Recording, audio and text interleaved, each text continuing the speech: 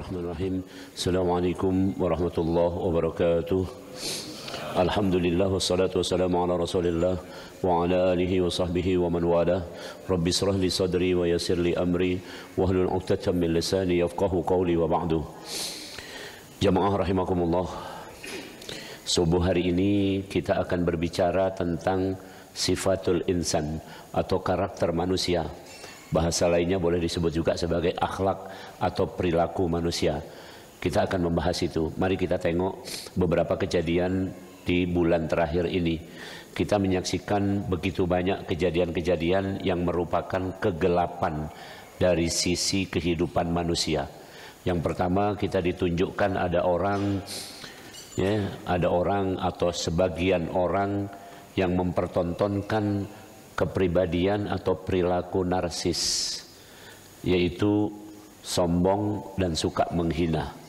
Ini ramai jadi berita di mana-mana. Oke. Ini adalah perilaku kegelapan. Ini satu. Itu bukan satu orang. Banyak orang yang berperilaku seperti itu ya, dalam kehidupan berbangsa bernegara maupun dalam kehidupan masyarakat kecil maupun dalam kehidupan berkeluarga. Jadi ini contoh satu kepribadian manusia yang buruk. Yang kedua, kita juga menyaksikan betapa banyak manusia yang nir empati, tidak punya perasaan, tidak punya kepedulian. Dalam bahasa kedokteran disebut psikopat, yaitu menyakiti dengan kejam tanpa perasaan sampai membunuh dan sebagainya. Ini juga dipertontonkan dalam kehidupan ini, di negeri ini, kira-kira seperti itu. Ini juga adalah kegelapan, kepribadian manusia yang betul-betul merusak. Kemudian yang ketiga, banyak sekali kehidupan kita ini hanya segelintir manusia yang punya tujuan, segelintir manusia yang punya keinginan untuk harus terlaksana. Maka dia menempuh segala cara, halal, haram, hantam. Yang penting keinginannya tercapai.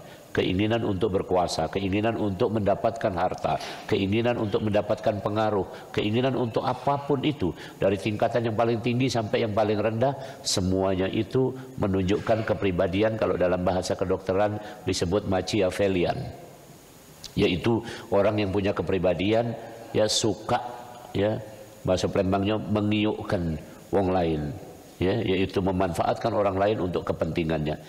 Ini dalam bahasa kedokteran, 3 contoh kepribadian ini disebut sebagai triad of the dark, yaitu 3 kegelapan dari pribadi kehidupan manusia. Dalam bahasa Al-Quran disebut sebagai jahiliyah, kira-kira seperti itu. Jadi sebenarnya selama bumi ini masih berputar, dari dulu awalan manusia sampai akhir manusia, kehidupan di bumi ini tetap ada yang namanya kejahiliyahan tadi. Lantas jahiliyah itu seperti apa? Al-Quran menyebutkan sebagai zulumat, kegelapan. Pakai bahasa jamak, ini plural, artinya kegelapan-kegelapan. Jadi banyak nian. Dan itu hanya bisa diatasi, kegelapan hanya bisa diatasi dengan cahaya. Dan cahayanya nggak perlu banyak. Cahayanya cukup 1. Maka Allahu waliyul ladina amanu yukhrijuhum minadh-dhulumati ila nur. Perhatikan kalimatnya di Al-Quran surat Al-Baqarah. Allah adalah pemimpin, walinya bagi orang-orang yang beriman. Allah akan mengeluarkan orang-orang yang beriman ini dari bentuk berbagai kegelapan menuju satu cahaya. Nur yang dimaksud adalah nuril Islam. Nah, disinilah kata kuncinya. Pagi ini kita belajar dari situ. Mulailah dari nur ini, cahaya ini tadi. Maka Allah Subhanahu wa taala berfirman di surat nomor 47 ayat 19. Fa'lam annahu la ilaha illallah. Nur adalah asma Allah. Maka berangkatlah dari pemahaman tentang Allah, ma'rifatullah. Jadi pengajian hari ini sebenarnya kalau ibarat kursus bahasa Inggris ini advance. Jadi dari beberapa kemarin pengajian yang sudah berapa lama aku di sini, ada pecah 2 tahun 3 tahun lah lebih ini. Nah, ini di sini ini kurangkum hari ini sebagiannya. Baik. Jadi kita berangkat dulu dari namanya ma'rifah, mengenal Allah. Bukan hanya mengenal Allah, tapi mengenal segala sesuatu yang bisa kita jangkau dengan akal kita. Bahasa kerennya logika. Jadi kita harus mengenal dulu secara logika, mengenal Allah, mengenal apa itu alam semesta ini, mengenal apa itu manusia dan sebagainya. Saya kasih contoh. Saya pernah kasih pelajaran di sini. Ya, kalau mengenal makhluk hidup yang kita ada sehari-hari ini bela, yang paling rendah namanya mikroorganisme. Ini paling bawah ini dalam susunan taksonomi, dalam susunan tingkatan makhluk hidup yang paling rendah adalah mikroorganisme. Bahasa orang awam kuman. Ini kuman yang seperti ini manfaatnya banyak. Fungsi dari kuman utamanya adalah pengurai. Jadi sampah yang berserakan di seluruh muka bumi ini tidak akan bisa diuraikan kecuali adanya kuman.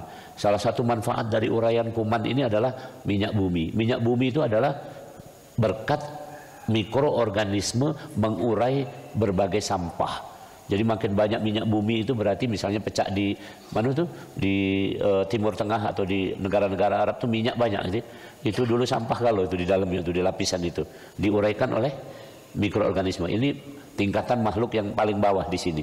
Naik dari mikroorganisme ada namanya tumbuhan. Tumbuhan ini manfaatnya luar biasa. Tumbuhan yang di darat ini ya, maupun tumbuhan yang di laut yaitu dalam bentuk mikro namanya plankton, ya, fitoplankton itu mensuplai oksigen. Coba yang tanpa tumbuhan tidak ada oksigen. Tidak pacak kita bernapas ini. Kemudian tumbuhan juga mensuplai bahan makanan yaitu karbohidrat. Ini tanpa adanya tumbuhan tidak ada energi, tidak kakek tenaga. Tidak bisa kita to'am, tidak bisa kita makan. Oke, itu tumbuhan. Itu level kedua dari makhluk hidup. Level ketiga dari makhluk hidup adalah hewan. Hewan itu disebut di Al-Quran sampai ada ayat, sampai ada surat yang namanya Al-An'am. Ada surat yang namanya An-Nahl. Bahwa hewan itu berfungsi untuk satu, ya proteinnya adalah protein paling bagus. Yang kalau kita pernah dengar, ya dalam hewan itu ada namanya kolagen. Ada protein itu ada kolagen yang menyebabkan kalau kita mau ini itu ada yang apa tuh? Wah pokoknya ini ada terbentuk ini. Itu karena ada protein hewani. Kalau protein nabati saya tidak terbentuk seperti itu. Kemudian dari hewan juga ada bermanfaat yaitu minuman. Contohnya di surat An-Nahl adalah madu. Itu produk dari hewan. Kemudian dengan hewan juga kita bisa berkendaraan. Maka seluruh mobil itu diukur dengan tenaga kuda gitu. Karena dulunya kendaraan adalah prototipenya adalah kuda. Itu hewan, itu tingkatan ketiga dari makhluk hidup. Tingkatan keempat yang paling tinggi laqad khalaqnal insana fi ahsani taqwim, baru manusia. Maka di Al-Quran disebutkan kalau manusia ini kepribadiannya, karakternya, akhlaknya, perilakunya jelek, tsumma radadnahu asfala safilin, akan turun ke derajat yang di bawahnya. Mungkin turun ke binatang, itu disebut di Al-Quran kunu qiradatan khasiin, jadilah kamu seperti monyet yang paling jelek, turun kepada binatang. Atau ada lagi turun ke bawahnya lagi, ulaika kal an'am balhum adall, mereka itu seperti hewan bahkan lebih rendah dari hewan. Ke bawah lagi, tumbuhan masih manfaat tadi, mikroorganisme kuman masih manfaat. Manusia kalau sudah turun derajat dengan perilaku yang buruk tadi, lebih rendah dari makhluk-makhluk yang saya sebutkan tadi. Jadi pertama harus ngerti tentang ya siapa Allah, siapa makhluk, apa itu bumi dan seterusnya. Dalam kajian ilmiah di kampus-kampus ini disebut sebagai istilah ontologi. Ontologi. Pertanyaannya adalah what and who. Apa dan siapa. Ini mesti ngerti. Di Al-Quran disebutkan wa 'allama Adamal asma'a kullaha tsumma 'aradahum 'alal malaikah. Kemudian Allah mengajarkan kepada Adam nama-nama. Jadi benda dan makhluk diajarkan Allah kepada Adam, dan itulah awalan dari kita. Jadi simpulannya, untuk bisa kita membangun karakter yang bagus, akhlak yang bagus, perilaku yang bagus, harus diawali dengan pola pikir yang tepat, pola pikir yang benar, pola pikir yang dibimbing oleh wahyu. Dalilnya di Al-Quran surat nomor 53 ayat 3 dan 4. Bunyinya wa ma yantiqu 'anil hawa in huwa illa wahyu yuha. Muhammad tidak pernah berkata-kata, Muhammad tidak pernah melakukan apapun segala sesuatunya kecuali dibimbing wahyu. Tidak atas dasar kemauannya, tapi atas dasar bimbingan wahyu. Jamaah rahimakumullah, tahap pertama harus ngerti ilmunya atau punya pola pikir yang benar. Tahap kedua, nazala bihi ruhul amin ala qalbika litakuna minal munzirin. Di surat nomor 26. Tahap kedua adalah bimbingan ini tadi, pemahaman ini tadi harus masuk ke satu tempat yang disebut sebagai qalbu, hati. Qalbu itu sampai hebatnya para ahli psikologi Itu kolbu atau hati itu digambarkan sebagai dua hal. Ada conscious, ada unconscious. Ada alam sadar, ada alam bawah sadar. Saking luasnya itu hati. Maka tidak ada yang bisa mengetahui betapa dalamnya hati, betapa luasnya hati, betapa tingginya hati. Tidak ada yang tahu. Maka itu disebutkan dalam hadis, dan ini merupakan doa, ya muqallibal qulub tsabbit qalbi ala dinik. Hati adalah milik Allah, terserah Allah nak dibolak-balik nak makmano, dan kita ketempatan saja. Ulangi, manusia hanya ketempatan hati tadi, tapi hati ini adalah tempat di mana iman itu bersemayam. Rasul menunjuk dengan sangat jelas, at-taqwa hahuna, ketakwaan itu ada di sini, dan takwa itu adalah tempatnya di dalam hati. Tempatnya di dalam hati. Jamaah rahimakumullah. Jadi untuk membentuk karakter yang bagus, sekali lagi, pertama paham, ngerti, punya pola pikir yang bagus. Habis itu pemahaman ini masukkanlah ke dalam hati. Itu masukkan ke dalam hati. Nah, kemudian hati ini punya kaidah. Tolong camkan ini. Hati ini punya kaidah. Silahkan buka di Al-Quran surat 33 ayat 4. Nih. Yaitu hati ini ma qalbaini fi jawfih, ma qalbaini fi jawfih. Hati itu cuma ada satu, tidak bisa dua. Hati cuma satu, tidak bisa dua. Jadi kalau tidak ikhlas berarti syirik. Kalau tidak lemah lembut berarti kasar. Kalau tidak tawadhu berarti sombong. Ini sini nan, tolong camkan betul ini. Ini kaidah-kaidah yang saya omongkan. Makanya saya bilang tadi ini berat. Pagi ini saya sengaja ngajak ini karena ini pecahnya anak tahun 2025 ini. Anak 100 tahun kemerdekaan Indonesia. 20 tahun lagi ini. Tapi belum tahu, tidak tahu 20 tahun lagi masih ada apa tidak kita ini. Ya. Jadi ulangi, satu pemahaman yang benar, yang tepat tadi. Pemahaman itu masukkan ke dalam hati. Hati itu cuma ada satu. Tolong camkan betul nih. Cuma ada satu. Tidak bisa dua. Di surat 33 ayat 4 cuman ada satu. Saya kasih contoh. Jadi kalau seseorang itu sombong berarti tidak ada tawaduk di hatinya. Kalau orang itu tawaduk berarti tidak ada sombong di hatinya. Kalau seseorang itu lemah lembut berarti ya, di dalam hatinya lemah lembut berarti dia tidak kasar. Coba lihat di Al-Quran dalilnya di surat nomor 3 Ali Imran ayat yang ke 159. Ali Imran 159 ya. Fabima rahmatim minallahi lintalahum. Karena rahmat Allah maka hatimu lemah lembut. Itu. Ya. Walau khalidun faddal min qalbi lang faddu min haulik. Andaikan hatimu kasar, keras, maka orang-orang akan menyingkir dari sisimu. Ya. Jadi ayat itu menyebutkan hati Nabi Muhammad itu lemah lembut karena rahmat Allah. Andaikan hati Nabi Muhammad kasar, maka orang akan menyingkir. Jadi lawan lembut tadi adalah kasar. Jadi kalau sudah lembut, ya nggak ada lagi kasar dalam hati. Subhanallah. Tolong camkan. Disinilah fungsinya zikir.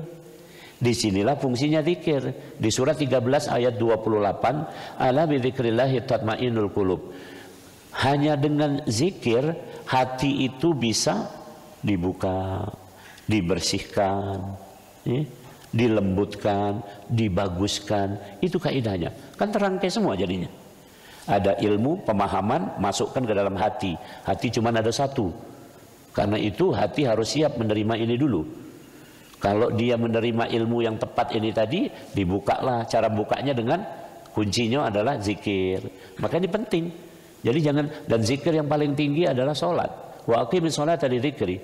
Maka semua tata cara dalam beribadah itu diawali dengan sujud. Dan sujud adalah satu-satunya kenangan terbaik dari manusia dalam selama hidupnya ini. Sampai Al-Quran menyebutkan kata-kata yang sangat bahasa kita nangis. Imam Syafi'i menangis. Beliau menangis ketika membaca ayat ini. Kita hafal kalau, tapi kita galak lewat baik. Alhaakumut takatsur hatta zurtumul maqabir. Kalla saufa ta'lamun.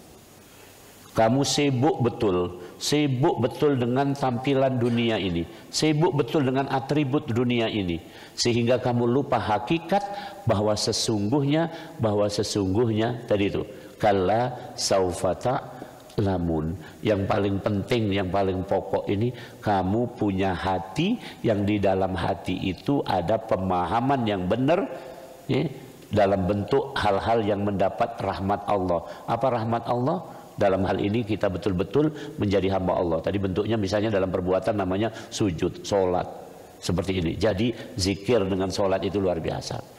Ya, artinya nama zikir itu umum. Sholat adalah zikir secara spesifik yang menunjukkan bahwa kita hamba Allah. Ya. Yauma yukshafu an saqi wa yun'auna ila sujudi fala yastati'un khasi'atan absaruhum tarhaquhum dhillah wa qad kanu yun'auna ila sujudi wa hum salimun. Suatu saat nanti orang-orang akan disuruh sujud, ternyata mereka tidak bisa sujud. Tidak bisa sujud. Kenapa? Padahal dulu mereka ketika hidup, mereka masih berjaya, sehat, segar bugar, pintar, berkesempatan, berharta, tapi mereka tidak sujud. Maka sujud ini betul-betul luar biasa. Nilai paling mahal. Andaikan orang boleh menukar seluruh apapun yang di dunia ini yang tanda kutip menjadi kapital, menjadi modal, menjadi properti bagi orang ini, maka dia akan nukar. Tadi ayatnya dibaca oleh imam di rakaat yang pertama. Walau tara idzal mujrimuna nakisu ru'usihim 'inda rabbihim rabbana absarna wa sami'na farji'na na'mal salihan inna muqinun. Ya Allah, sekarang kami yakin, sekarang kami ngerti, tolong balikkan lagi kami ke dunia, kami akan memulai dengan sesuatu yang baru sesuai dengan aturanmu, sesuai dengan bimbinganmu. Tapi ternyata tidak pacak lagi, karena itu sudah terlambat. Maka kata-kata kala saufa ta'lamun itulah terlambat, karena hatta zurtumul maqabir, orang itu sudah berada di alam kubur. Maka selama masih ada di sini, ini luar biasa. Apalagi kita sekarang ini khususnya di Palembang, saya appreciate betul, kasih penghargaan lah kira-kira gitu. Di Palembang ini pengajian subuh apalagi seperti ini masih marak. Tempat lain itu sudah sepi, cek. Nak nyari pengajian subuh itu sulit. Memang subuh ini kan paling berat. Paling berat ini kan, wong datang subuh ini pasti ngancap, bahasa Palembangnya. Kamu terjemahkan deh lah bahasa Indonesianya apa. Jadi orang yang datang subuh ini betul-betul punya intens, bahasa Inggrisnya intens itu niat. Punya niat yang niat-niat. Tidak mungkin kamu kesini tadi tidak sengaja. Ngapa cek? Tidak sengaja baik. Atau ada sih kok, ngapa cek nak ke Baitur Rahman, ada kuehnya habis pengajian. Kue itu hanya additional, tambahan baik gitu kan. Ya, tambahan baik. Tapi yang utamanya adalah sholat subuhnya. Pasti kamu teringat sholat subuhnya dibaca tentang surat sajadah. Yang pertama tentang sujud, pentingnya sujud. Rakaat yang kedua dibaca tentang hakikat manusia, al-insan. Selesai. Al-insan itu menyebutkan di ayat yang pertama tadi apa? Hal ata'alal insan hainum minad dahri lam yakun syai'an madkura. Sadarkah manusia? Dulu dia tidak ada apa-apanya. Tidak ada apa-apanya. Sekarang setelah ada apa-apa, ar-ra'ahus taghna. Kamu merasa, ar-ra'ahus taghna. Nak ngapo kamu? Duit punya, kekuasaan punya, terkenal punya. Nak ngapo kamu? Kami yang ngatur. Itu ada disebutkan. Maka ayat itu adalah di surat tentang Iqra, itu kan? Masih awal-awalan turunnya ayat Al-Qur'an. Ar-ra'ahus taghna. Bagaimana pendapatmu tentang orang yang merasa memiliki segalanya? Padahal dia di Al-Quran dikatakan hal ata 'alal insan hainum minad dahri lam yakun syai'an madkura. Itu kalau diterjemahkan, belum tahukah manusia bahwa dulu dia bukan apa-apa. Nah, itu terjemahannya mah itu. Kalau dalam tafsirnya dikatakan manusia itu eksis, ado karena diadokan oleh Allah. Ulangi, manusia itu ado karena diadakan oleh Allah. Maka Allah itu mukhalafatul lil hawadisi. Hawadis itu baru ado. Maka Allah itu mukhalafatul lil hawadisi, beda dengan yang baru, beda dengan yang baru ado. Allah sudah ada sejak awalnya. Itu balik lagi ke situ. Pemahaman tauhidnya harus kencang dan balik ke sana lagi. Jamaah rahimakumullah, sudah berapa saya bicarakan? Satu, pemahaman. Pemahaman harus masuk dalam hati. Hati cuman ada satu. Maka untuk membuka hati dengan zikir, dan utama-utamanya zikir adalah sholat. Oke, lanjut. Nah, dari situ hati yang dipenuhi oleh zikir, kemudian ada pemahaman yang benar di dalam hati tadi, pemahaman yang benar dalam hati tadi akan digambarkan di Al-Quran di surat nomor 49 ayat 7. 49 ayat 7 atau surat 26 ayat 89. Coba baca lagi di situ. Yaitu walakinnallaha habbaba ilaikumul imana wa zayyanahu fi qulubikum, yaitu halawatul iman, manisnya iman. Hati itu merasakan manisnya iman. Ada seorang waliullah sujud lamunian, sujudnya lamunian, sampai ditegur oleh muridnya, ya Syekh, bangun, ini kelamuanian sujudnya itu kan. Habis itu pas suruh cerita, setelah selesai sholat dia ditanya, ngapa sujud lamunian? Aku tadi menyaksikan surga, aku tadi menyaksikan neraka. Ini sujudnya waliullah. Kalau sujudnya kita lama-lama tuh ingat apa lah? Ya misalnya kita lah, aku atau kamu kalau ini ingat utang, cek sujud lama-lama ini tidak terbayang surga. Itu karena hati yang diisi oleh halawatul iman, manisnya iman. Di ayat 26 ayat 89 disebut ilaman atallah biqalbin salim, hati yang salim. Salim itu hati yang bersih. Bahasa Inggrisnya no reserve, no reserve.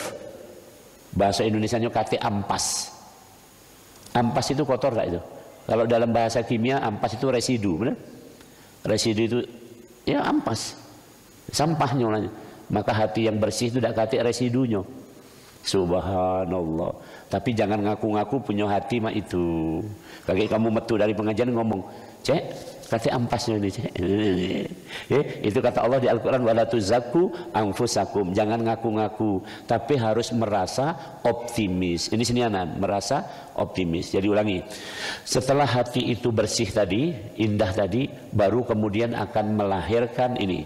Perhatikan, melahirkan attitude, sikap, melahirkan attitude atau sikap. Jadi coba kita duduk di sini di masjid ini dengan sikap yang berbeda-beda duduknya ini, itu lahir dari suasana hati. Benar tak? Misalnya gini kira-kira, kita menerima, tidak menerima ceramah ini tergantung suasana hati kita. Kalau hati kita ngomongnya, sudah-sudahlah, ngabisi waktu bayar aku ini, nah tidak masuk itu. Tapi kalau begitu, ya Allah, jadi ada selalu aha, ada ketemu pelajaran-pelajaran itu berarti memang Rabbis rohli sodri, dibuka dadanya untuk itu. Jadi sikap itu dilahirkan dari hati yang bagus tadi. Kalau hatinya sudah bagus tadi itu, bercahaya segala macam lah namanya tadi, bersih tadi, maka melahirkan sikap yang bagus. Dan sikap inilah yang akan menentukan gerak langkah manusia. Ulangi, sikap inilah yang akan menentukan gerak langkah manusia. Gerak langkah manusia kalau dalam bahasa sekupan kecil namanya psikomotor, gerak. Dalam bahasa yang agak umum, perilaku atau perbuatan. Jadi perbuatan manusia ditentukan sikap, sikap ditentukan hati, hati ditentukan tadi bersih apa tidak. Itu urutannya seperti itu. Inilah perilaku yang muncul ke permukaan dalam bentuk tadi narsis, psikopat, Machiavelli. Itu adalah wujud dari sikap yang buruk. Sikap yang buruk berarti berasal dari hati yang buruk. Hati yang buruk macam mana? Nah, ini tadi saya belum sampaikan.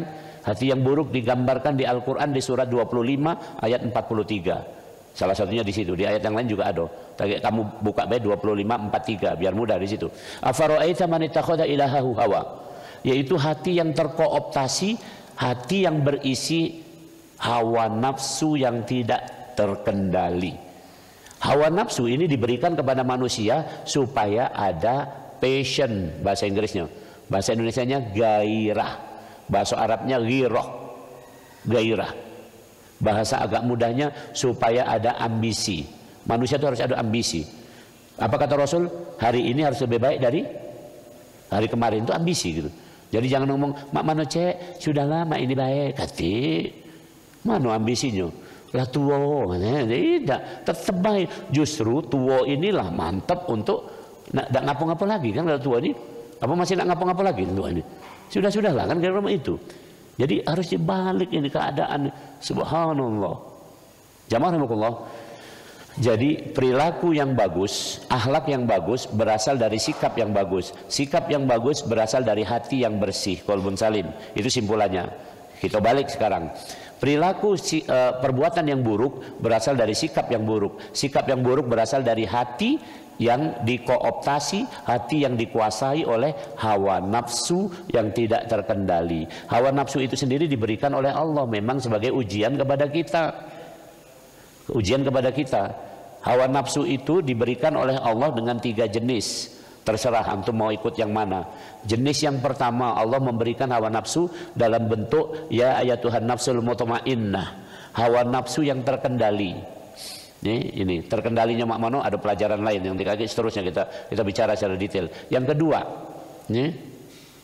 wa akharuna tarafu bidunubihim di surat nomor 9 ayat yang ke-102, atau di surat Qiyamah surat 75 ya, yang bunyinya ya wala uqsimu bin nafsil lawamah, yaitu hawa nafsu yang kadang-kadang itu adalah ada remnya, kadang-kadang blong. Nah, itu lawamah ini yang sedang lah kira-kira itu. Kadang blong itu memperturutkan hawa nafsunya, kadang-kadang ada remnya juga, kadang-kadang tidak. Bahasa mudahnya adalah di surat 9 ayat 102, wa akharuna tarafu bidunubihim, kadang-kadang ngaji, kadang-kadang joget, kira-kira itu bayannya itu.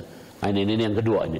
Yang ketiga adalah di surat Yusuf, inna nafsa la amaratum bisu illa marrahimar rabbi, hawa nafsu yang senantiasa ya menyuruh pada yang buruk dan ini menguasai orang itu. Jadi dari bangun tidur sampai tidur lagi yang dipikirkan adalah bagaimana memanfaatkan orang, bagaimana menyakiti orang, bagaimana merusak bumi, bagaimana itu saja yang ada di situ. Tidak peduli dengan orang lain.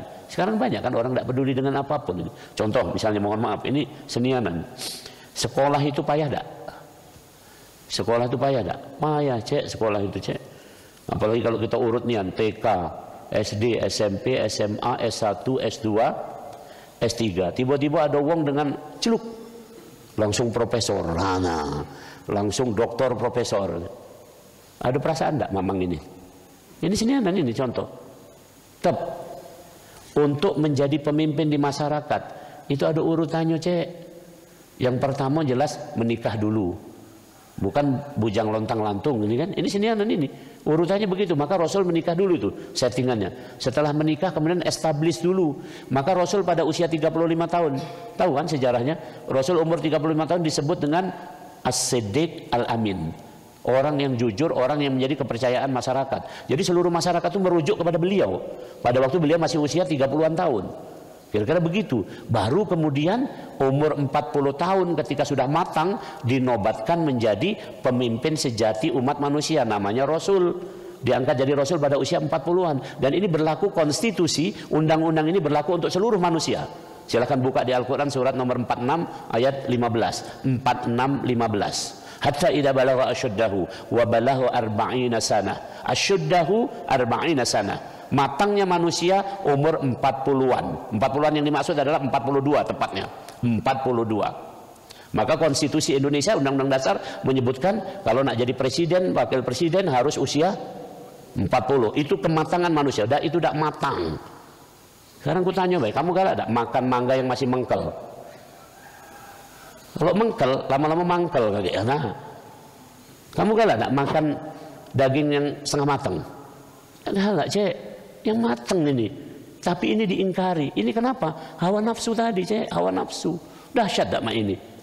Maka jangan coba-coba, maka harus punya ilmu senianan ini. Senianan ini. Nah, inilah pembentukan karakter. Amburadulnya ini sekarang ini termasuk kemarin, mohon maaf ini dalam bidang pendidikan. Itu yang mengelola pendidikan sekarang agak lumayan. Ini sekarang kalau Kementerian Pendidikan Dasar Menengah ada Profesor Mokti, ya, ini lumayan. Beliau adalah memang seorang educator, pendidik, ngerti lah. Habis selama ini tidak jelas. Betul-betul pendidikan arahnya kemana, tidak tahu. Mendidik itu adalah urutannya itu tadi. Simpulannya pagi ini, mendidik itu satu, memberikan nama-nama, pemahaman dulu. Setelah pemahaman, membuka hatinya. Kemudian memasukkan pemahaman itu dalam hati supaya bersemayam di situ. Yang adot, yang baik-baik. Karena hati kan cuma satu tadi. Kemudian dilatihlah dengan zikir segala macam ini sehingga melahirkan sikap yang baik. Sikap yang baik akan melahirkan perbuatan yang baik dan jadilah generasi emas. Kalau sekarang tidak instan, pecah nak bikin Indomie, ya dipoles sana sini, pakaiin toga, selesai. Prihatin cek, ya prihatin. Saya kemarin hadir diundang untuk pelantikan rektor Universitas Indonesia. Ya, karena waktu itu saya salah satu kandidat juga, jadi saya disuruh hadir di situ. Itu hadir tokoh-tokoh bangsa ini, ketua MPR segala macam, menteri-menteri hadir kalau gitu. Hujingo, teko juga Mamang yang ahli statistik, ahli apa itu yang kalau pemilu atau pilkada ini kemarin, survei itu. Nah, ini ada Mamang yang ahli survei itu, yang angkonyo pacak di setel itu kan. Hujingo di situ kan, di tampilan di situ. Semua itu hanya tampilan kumpulan orang-orangnya biasa saja lah, semua termasuk aku dewek. Orang-orang biasa saja. Kalau kita tidak punya perilaku yang bagus, tidak punya akhlak yang bagus, percuma baik kalau tidak punya perilaku yang bagus. Tsumma radatnahu asfala safilin, meluncur ke bawah dan hanya menjadikan beban bagi kehidupan ini. Masya Allah. Maka masih ada kesempatan untuk kita semua selama masih hidup. Demikian aku lu kata Safra Anadim. Tafadhol kalau ada yang nak didiskusikan sikot atau dua baik. Lah nak jam 6 ini. Silakan. Halo, Ji. Baik, assalamualaikum warahmatullahi wabarakatuh. Waalaikumsalam. Jadi hati itu cuma satu ya. Jangan berpindah ke lain hati. Jadi istilahnya itu. Tapi yang kita rasakan dalam kehidupan sehari-hari, seakan-akan sering kita hati itu terbawa kondisional. Masuk ke tempat uang sombong, melok sombong pulo kan. Masuk ke tempat uang beriman, melok beriman pulo. Masuk ke diskotik, melok joget pulo kan. Masuk ke tempat uang zikir, melok zikir pulo. Nah, kadang kondisional hati itu apakah tidak bisa kita mantapkan artinya? Kita mantapkan, kita teguhkan sehingga walaupun kata Allah, aku yang membolak-balikkan hati itu, tapi bisa enggak artinya hati itu kita mantapkan selalu dalam keimanan dan ketakwaan, dan perlu enggak kita menjaga lingkungan hati itu agar selalu bagus artinya, dan apakah memang kita harus menghindari misalnya lingkungan-lingkungan yang membuat hati itu jadi berubah atau pindah ke lain hati dari baik menjadi tidak baik. Nah, dengan hati yang kuat itu bisa nggak kita membentengi diri, maksud saya, agar apapun yang terjadi itu tidak terpengaruh kita, karena kita ini mudah sekali terpengaruh artinya dengan keadaan, situasi, dan apapun yang kita alami, kita rasakan, kita lihat itu mudah sekali ikut gitu. Makasih Pak Ustaz. Itu pertanyaan. Assalamualaikum warahmatullahi wabarakatuh. Waalaikumsalam. Jadi bahasa mudahnya untuk punya hati yang mak itu harus sampai kepada ma'rifah. Sampai kepada ma'rifah. Orang Jawa mengatakan meripat. Meripat itu mato. Sampai kita punya mato, sampai mato ini terjingok. Apa yang kita terjingok? Biadillah. Ini jawabannya. Biadillah. Salah satu ayat itu kita harus jadi zikir sama-sama. Surat Ali Imran ayat 26-27. Saya bacakan. Qulillahumma malikal mulki tu'til mulka man tasha wa tanzi'ul mulka mimman tasha wa tu'izzu man tasha wa tudhillu man tasha biyadikal khair innaka ala kulli syai'in qadir. Tulijul laila fin nahari wa tulijul nahara fil lail wa tukhrijul hayya minal mayyit wa tukhrijul mayyita minal hayy wa tarzuqu man tasha'u bighairi hisab. Bahwasanya kekuasaan, kehormatan, ya, kejelataan, tidak punya kuasa, kehinaan, apapun lah, tinggal diubah semuanya, itu biadikal khair, di tangan Allah. Hati punya Allah, hidup ini punya Allah, kita punya Allah. Jadi kita punya apa? Tidak punya apa-apa. Ingat-ingat ini, itu baik. Harus sampai situ pemahamannya. Cuman untuk pemahaman sampai sana itu tidak mudah. Saya kasih contoh. Ini saya kasih contoh yang pakai umum-umum baik. Kan generasi kita ini kan sudah generasi nonton film segala macam. Coba pernah nonton enggak film Batman? Coba ini sudah lumayan sebenarnya tuh. Film Batman itu pertama judulnya Batman Begins. Awalan dari Batman. Awalan dari awal pemicunya adalah wong tuanya ditembak mati depan dia. Habis itu dia penuh ketakutan. Nah, ketakutan itu digambarkan seperti munculnya kelelawar segala macam. Maka sampai ada bahasa-bahasa kalau ada kelelawar masuk rumah itu tanda-tanda tidak baik segala macam. Macam-macam lah pokoknya. Maka ketakutan itu kemudian diatasi dengan dia harus berani. Harus berani. Maka dia pergilah ke mana?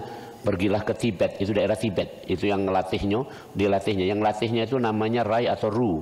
Ru itu sama dengan guru. Tahu guru? Guru. Guru itu. Ru itu artinya cahaya.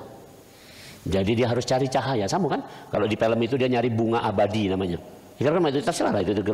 Ini kira-kira pakai bahasa. Nah, itu harus muncul terus, itu harus sampai pemahaman itu bahwa semuanya di tangan Allah. Katik di tangan kita, Cek. Jadi kalau sampai kita ngerasa ini, mohon maaf nih, bahkan kita ngerasa kita ngedip ini karena kita dewek, itulah salah.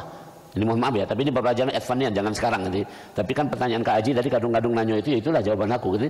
Jadi intinya kalau sudah bisa sampai ke sana, coba ngedip itu karena Allah atau bukan, saya sampaikan dua dalil sekaligus. Satu dalil kedokteran, biar mudah ya. Setiap mengedip ini otot ini bergerak. Otot bergerak ini dibutuhkan penghancuran adenosin triple fosfat (ATP), energi harus dihancurkan. Setiap mengedip butuh energi, energi butuh gula, gula butuh beli butuh duit. Nah, kamu itu kan. Jadi kamu ngedip ini bayar cek sesungguhnya sih. Kalau kamu tidak baca ngedip, tidak baca. Dalil kedua di Al-Quran. Ketika Nabi Sulaiman ngomong, siapa sanggup mendatangkan singgasana Ratu Belkis? Maka ada jin Ifrit yang ini langsung tegak dia. Saya. Qabla an taquma min maqamik. Sebelum Tuan berdiri dari tempat duduknya. Oh, berdiri dari tempat duduk itu berapa detik? 3 detik lah. 1, 2, 3 tegak. Jadi 3 detik nyampe itu. Ada enggak sekarang ini apa itu yang kurir makanan yang 3 detik ini? Itu berapa detik tadi makanan nyampe di sana tadi? Nah, ini kan apa celing maksudnya. Itu jin Ifrit. Tiba-tiba ada apa namanya ustadz dari daerah Lorok Bakjo inilah, dekat Bang Raya inilah, zikir di belakang sana ngomong sama Nabi Sulaiman, saya qabla an tarfuk, sebelum Anda berkedip. Wah, sebelum berkedip lah datang gitu apa singgasana Ratu Balkis. Itu karena biadillah, bukan wong itu. Jadi makanya Rasulullah itu punya mukjizat adalah keseharian. Ini tidak bisa dipahami oleh orang kecuali sampai makrifah tadi. Kalau kita pinginnya mukjizat pecah Nabi Sulaiman kan? Kita pinginnya mukjizat pecah Nabi Sulaiman, benar tak ini? Ada tak kita memikirkan kalau pacak dengkul ini kuat terus, kalau yang sudah tua-tua ini kan? Kalau pacak dengkul ini kuat terus, kalau pacak kayo kemana-mana pacak mak ini, itu uji kita. Kalau Rasul mengajari setiap kehidupan dalam keseharian ini adalah mukjizat. Berkedip itu mukjizat. Tarik nafas itu mukjizat. Ya Allah ya Rabbi Karim. Pacak nyingok ini mukjizat, dengar ini mukjizat. Tidak tergantung bahwa dengarnya ini benar atau tidak tepat, pokoknya lah pacak dengar ini mukjizat. Tapi kita belum pernah ngomongkan itu mukjizat. Kita ngomong biasa baik cek gitu kan. Kami juga baca, nah itu. Ini mukjizat kalau. Jadi saya sebenarnya tinggal pasrah aku ngisi pengajian ini. Kalau kamu jingok ini Prof Yono itu pecah. Manolah ini saya itu sudah menyiapkan. Selain saya memang diajari di Gembleng itu, alhamdulillah aku ini hafal materi-materi yang sampaikan ini dari kitab apa itu, tapi intinya itu galau-galau aku sadari Allah menunjukkan aku ya. Bapak Ibu jamaah rahimakumullah, kalau kamu nanya aku kira-kira ngapa aku pacak mak itu, jadi yang nak aku omongkan tuh pecak berbaris depan ini. Nah kamu jingok dah, tak jingok kan? Aku jingok tuh nah, depan berbaris nih depan ini. Kak Haji tadi nanya, itu jawabannya tuh muncul itu dari mana? Ya dari belajar, dari apa, tapi segala sesuatunya adalah dari Allah. Demikian ya. Masih ada sikok lagi? Mungkin? Silakan.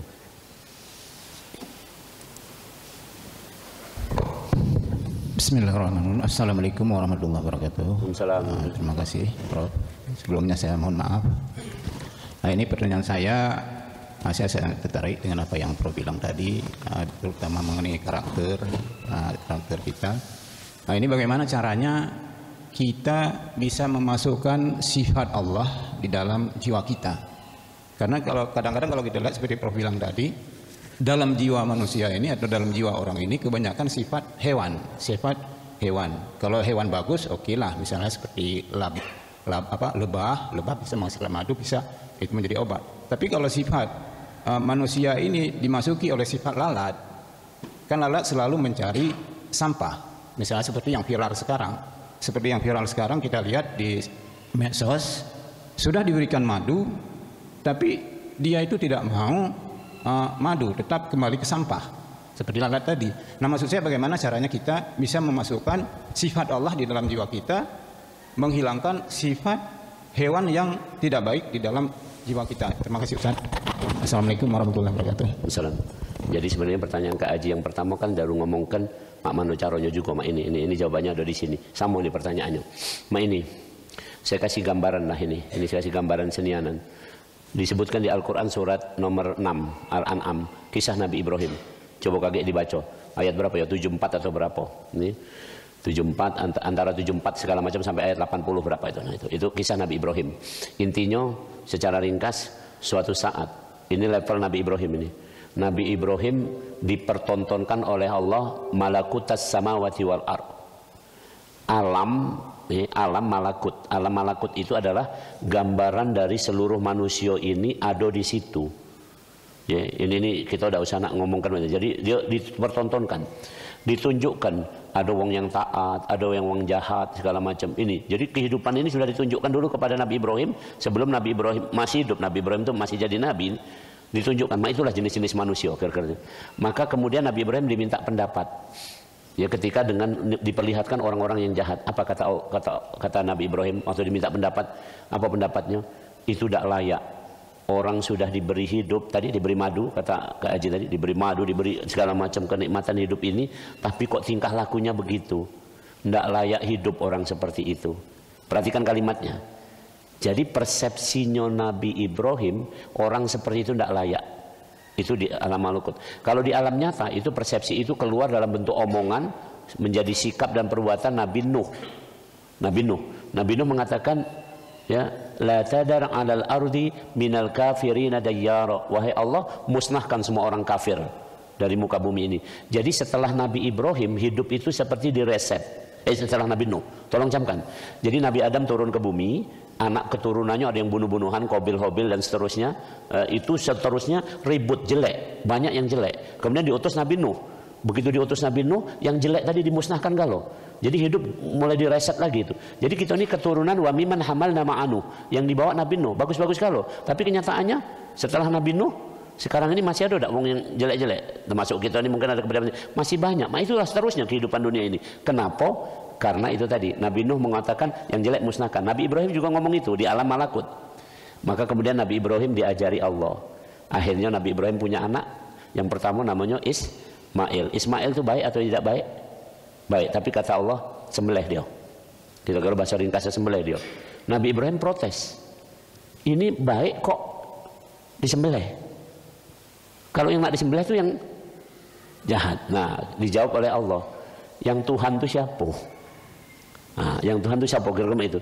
Aku atau kamu? Ini jawaban saya. Ini jawabannya kayak gini. Aku atau kamu? Engkau ya Allah. Maka kendak-kendak aku, jangan kendak kamu. Nah, itu tadi balik. Jadi bagaimana untuk bisa itu tadi? Bagaimana bukan sifat Allah nak masuk ke kita sebenarnya pada hakikat. Kita tetap sifat makhluk. Tapi kita harus mengerti bahwa kita tidak punya hak apapun, bahwa kita hanya hamba Allah, bahwa kita hanya boleh memohon kepada Allah. Saya kasih contoh. Saya kalau sudah berdoa, makanya doa saya pendek. Saya doanya pendek-pendeknya. Kadang-kadang kalau uang nyingok aku tuh, habis sholat itu kalau sholatnya dewek misalnya kalau orang doa panjang aku doa panjang. Kalau aku suruh mimpin doa juga biasanya cuman 5 doa atau 3 doa yang urutannya gitu. Udah langsung Rabbana atina. Kenapa? Karena doa itu hanya sekedar, mohon maaf nih, sekedar permintaan kita. Dikabul tidak dikabul urusannya Allah. Pertanyaan yang kedua, kita tidak minta, Allah tahu tidak masalah kita? Kita tidak minta, kita tidak berdoa, Allah tahu tidak masalah kita? Tahu cek itu kan. Itu yang disebut Allah itu tidak budak, Allah itu tidak ini. Maka orang yang awam ada nanya sama saya, Prof, kenapa mic di masjid itu kenceng-kenceng? Kan Allah itu tidak tuli, tidak apa. Iya, itu cara wong seneng cek, jago kan. Jangan halangi wong seneng-seneng, wong seneng doa kenceng-kenceng itu bagus. Jago cuma itu kan baik kan. Ya, karena dia belum sampai. Sekarang aku tanya, kamu lah ngerti belum? Bahkan bila perlu tidak perlu berdoa kita nih. Allah tuh maha tahu dengan kita. Asal kita hubungan baik dengan Allah. Kamu lah baik dalam hubungan sama Allah. Galak ke masjid tak? Tidak. Nah itulah masalahnya kamu nih. Makanya kamu dengar bunyi doa di masjid itu ringan. Kalau aku tidak ringan. Nak doa kenceng, nak doa panjang, nak doa pendek. Itu tergantung pemahaman orang masing-masing. Tapi makin paham, makin pendek bacaannya. Contoh, doa Rasul waktu malam hari apa?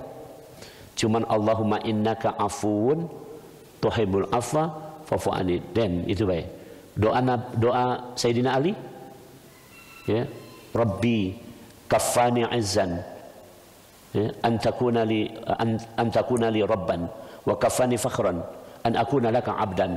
Itu doa Ali. Kalau saya terjemahkan, ya Allah, begitu mulianya saya karena engkau adalah Tuhanku. Jadi aku mulia ini karena punya Tuhan yang namanya Allah. Kalau Tuhanku patung, mak mulia mak mana gitu. Siapa cek Tuhan kamu patung? Dari mana mulia gitu ini kan? Tuhan nyoba lagi tidak pacak denger ini. Mak mana dia mulia? Tuhannya dia manusia. Nganggap Nabi Isa sebagai Tuhan. Mana dia nak mulia? Tapi kalau Tuhan kita adalah Allah, mulia tak kita ni? Meloi mulianya Allah, kira-kira gitu. Nah, yang kedua, wa kafanni fakhran, betapa bangganya aku an aku nalaka abdan, dan aku jadi hambamu. Itu jawabannya. Jadi kata kuncinya bagaimana menanamkan itu, semuanya harus puncak pasrahkan sama Allah. Tapi jangan, tolong camkan ya, tetap ibadah harus ditempuh.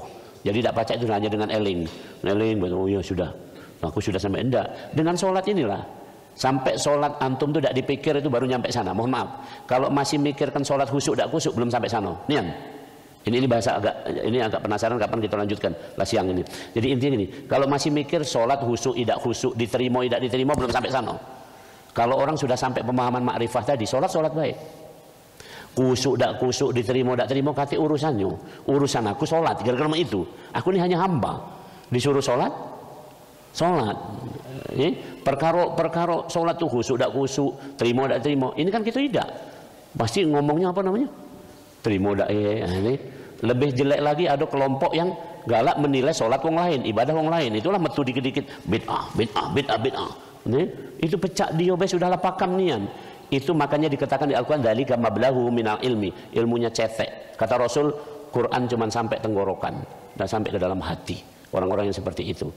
Karena mereka tidak sampai. Tapi kalau sudah sampai hati betul, sholat ya sholat baik, hidup baik, nak ngapo gitu. Kita kan masih merasa punya, bener gak? Ini mohon maaf, ini penutupnya saya kasih ilustrasi yang paling mudah. Kalau kita berurusan dengan orang lain, terutama dalam urusan utang piutang, misalnya kamu ngutangi wong, masih kamu pikirkan enggak? Kak Haji, gitu kalau masih kita pikir, kalau kita masih pikirkan utang wong sama kita, itu belum sampai sana sesungguhnya. Apalagi masih disebut di mana-mana, apalagi sampai disomasi, datangkan pengacara, debt collector, itu belum sampai sana. Kalau kamu sampai sana ada disebut di Al-Quran, ya, wa in ta'asartum fanadiratun ila maisarah wa antasaddaqu khairul lakum in kuntum ta'lamun. Kalau kamu menagih hutang maka tagihlah dengan cara yang baik, tunggu sampai dia lapang. Tapi kalau kamu ikhlaskan itu lebih bagus kalau kamu ngerti.